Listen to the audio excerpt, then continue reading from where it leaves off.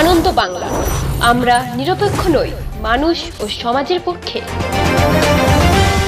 নিবেদন করছে RP club private limited এবং Leo, a large EV and solar innovation. সহ নিবেদক বারডোয়ান ইউনিটেক টেকনিক্যাল ইনস্টিটিউট, যে দেয় চাকরি ও ভবিষ্যতের গ্যারান্টি।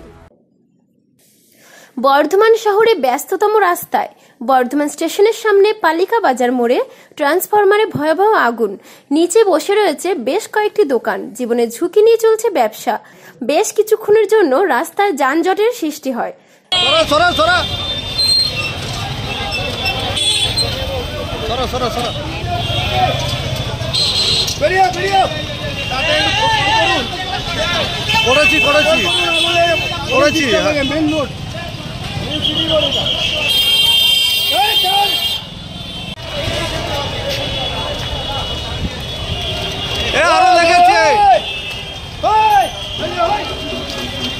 বেশ কিছুক্ষণ বাদে ইলেকট্রিক ডিপার্টমেন্টের আধিকারিকরা এসে আগুন নিয়ন্ত্রণে আনে।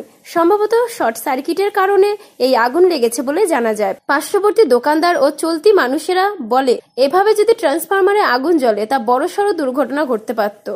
আগামী দিনে যাতে এইরকম ঘটনা না ঘটে তার নজর রাখতে বলেছেন। আগুনটা লাগে সময় 11টা নাগাদ।